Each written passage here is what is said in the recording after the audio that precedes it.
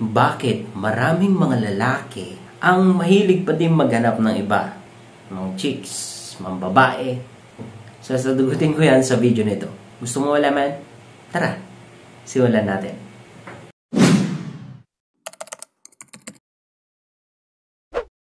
Anyway, gusto ko lang po nalinawin sa inyo na hindi lang po mga lalaki, marami din to pong mga babae na walang konsensya, na kahit may partner, is that nang i-entertain po pa rin po ng iba.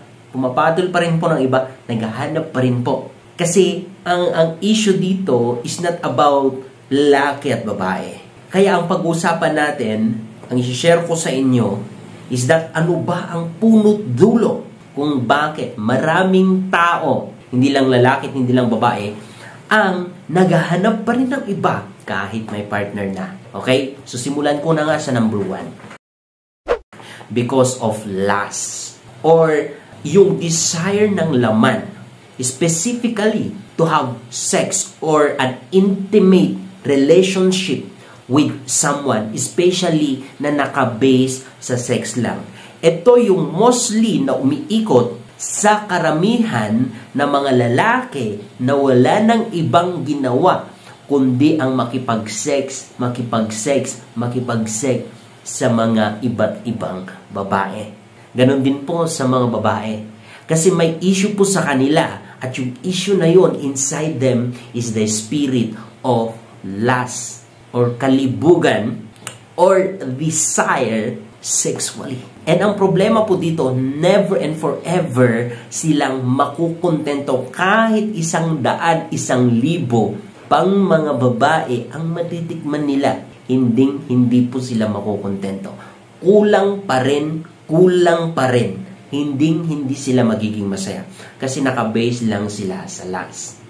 So, ang solution lang dito kapag nakatagpo ka ng ganitong partner, kaibigan, is wala nang iba kundi ang nagbibigay ng kapangyarihan to overcome that spirit of lust. His name is Jesus. Jesus died for your sin para mapatawad ka. Pero hindi lang yan. In the book of Revelation, sabi niya, and He overcome the world by the blood of the Lamb and the word of thy testimonies. It means, hindi niya lang pinatawad ang kasalanan mo, kundi binigyan ka pa ng kapangyarihan or willing siyang bigyan ka ng kapangyarihan to overcome that spirit of lust. Kasi alam niya, never ever ka na magiging masaya talaga when you have that spirit of lust. Never ka or never siya na makukontento yung if ever na boyfriend mo or asawa mo, never ever siyang makukontento whenever na meron yung spirit of lust sa kanila. That is why, ang tanging mong gawin is that to pray for your partners sa kanyang deliverance from that spirit of lust. At kung gusto mo, ipag-pray kita ngayong oras na to. Whenever na ikaw man or yung partner mo ang may issue ng ganito, I pray because of the name of Jesus Christ that he or she or you can able to overcome that spirit of lust in the name of Jesus Christ. And may God fill you with love, joy, and peace right now in Jesus' name. Wala na pong ibang solusyon, kaibigan. Si Lord lang po. Okay? So number 2 na issue kung bakit hindi nakokontento ang isang tao is that family issues. Most of the time, ang behavior ng isang tao is that nagsisimula sa kung paano siya pinalaki sa isang family. So, kung lumaki siya sa family na broken, may mga traumas, punong-puno ng pain, ng abuse, or controlling families, parents, na hindi niya naramdaman ang pagmamahal, mostly, mararamdaman niya yung rejection at longing siya ng pagmamahal and naidadivert nito sa lust or kalibugan. Gusto niya maghanap ng pagmamahal na hindi niya nararamdaman sa family niya. Kaya siya hanap ng hanap. Pero yun nga ang sinasabi ko, never mo mahanapan sa mundong ito. Kay Jesus mo lang mahanapan yan, kaibigan. So, kapag ang issues ay family, medyo mahirap-hirap to kasi involved dito ang spirit of rejection. Especially kapag abusive yung parents ninyo. Hahanapin nyo sa ibang tao ang pagmamahal, ang attention, ang sympathy.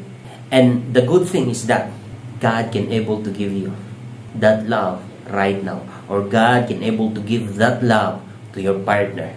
let me pray for you. My Lord and my God and my Savior Jesus, punuin mo po siya ng pagmamahal, katahimikan, at totoong kaligayahan sa kanyang puso.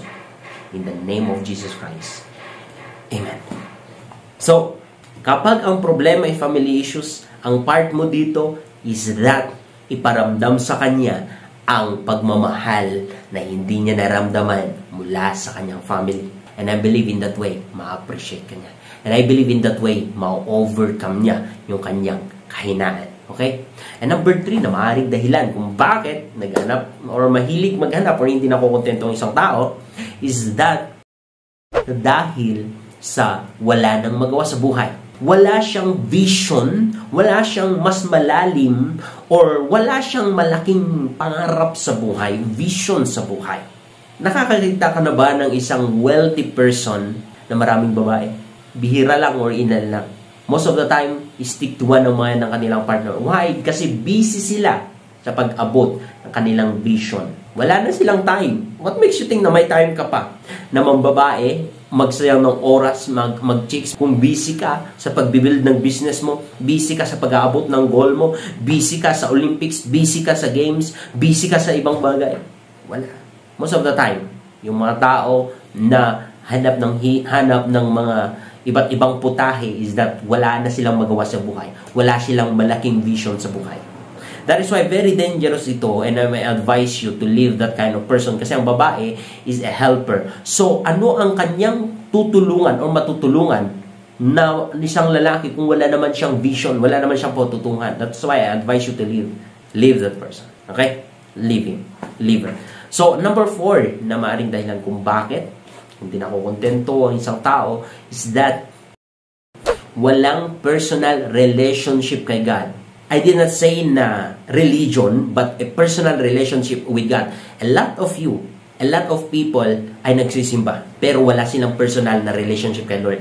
That is why, sa Sunday lang sila santo. Pero sa buong araw o sa buong linggo or sa 6 days, mga wala namang pagkakaiba sa mga taong nabubuhay sa mundo. Why? You have no personal relationship with the Lord God. Kasi once na meron kang personal relationship sa Kanya, let me tell you the truth. Hindi ka na maghahanap ng anumang attention, sympathy, or mata ng ibang tao, pagmamahal ng ibang tao, kasi kontento ka na. Hindi ko sinasabi na hindi ka longing or kaya mo nang mabuhay mag-isa. Pero hindi mo sila pinipilit or hindi ka naghahabol ng pagmamahal ng iba. Kasi kontento ka na kung anong meron ka. Kung merong magmamahal sa'yo, bonus nilang yun.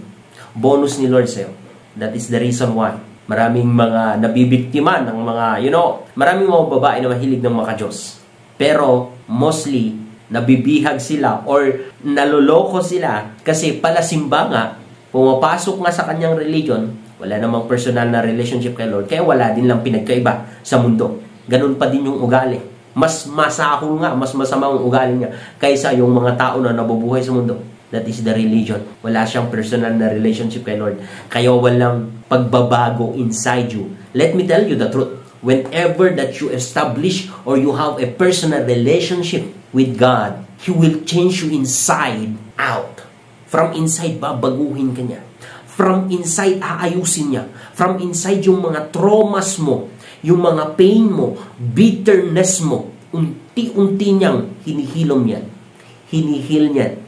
Hanggang sa willing ka na or hanggang sa kaya mo na silang patawarin kahit hindi pa sila nag-a-ask ng forgiveness.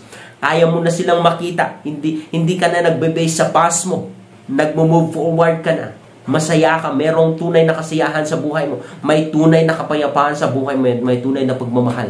Whenever na meron ka talagang genuine na personal relationship with our Lord Jesus Christ. Pero kung wala, trust me, walang pinagbago sa mga taong nabubuhay sa mundo. Meron lang is that pumapasok lang siya sa simbahan. Pero paglabas, no difference at all. So I encourage you to establish your personal relationship with God through prayers and accepting Him sa buhay mo. Sa lahat ng gagawin mo sa buhay, i-involve mo siya. Pray, read your Bible. Huwag kang makontento sa preaching lang, sa sinasabi nila. Read your Bible and ask the Lord to give you revelation, wisdom, knowledge, and to help you and to teach you while you're reading His Word. And trust me, whosoever seek Him, you will find Him. So let me pray for you just a little bit. My Father and my God, Jesus, bless this person.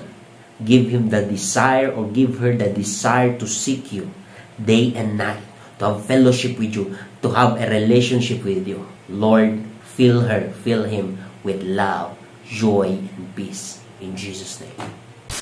So itong number 5 po actually, hindi naman po ito dahilan, kundi ito po ay advice ko sa inyo. Kasi ang katotohanan po, hindi naman po issue kung ang partner or yung nagugustuhan mong lalaki is that hindi siya nakokontento. Ang issue po dito is that nagbubulag-bulagan ka. Na kahit alam mo na meron siyang ganong ugali, pinapatulan mo pa rin, nag-i-stay ka pa rin, tinotolerate mo pa din. And doon ang problema. Hindi po siya ang problema, ikaw pong problema. Of course, meron pong mga tao or minsan, ikaw ay papadala ng Diyos para magbago ang isang tao. But not all the time po. As long as pinag-pray mo, as long at minahal mo, pero hindi ka pa rin worth it para sa Kanya, hindi ka pa rin binibigyan ang halaga, then leave. Don't stay in that kind of relationship kasi most of the time, dyan po kayo nadidelay, dyan po kayo nagsasayang ng oras, dyan po yung kulungan nyo, kaya hindi kayo nakakarating sa destiny na gusto ni Lord sa buhay nyo. That's why I encourage you to Him. But, of course, ipag-pray nyo muna siya. Ipag-pray nyo. So, I hope po na na-bless kayo sa video na ito. I hope po na meron kayong natutunan. And I hope na marami po sa inyo ang nakareceive ng blessing, ng pagmamahal, ng joy at peace ni Lord sa inyong buhay. I believe that seed that you receive right now, mag-grow yan, lalaki yan. So that's it. Shalom. God bless.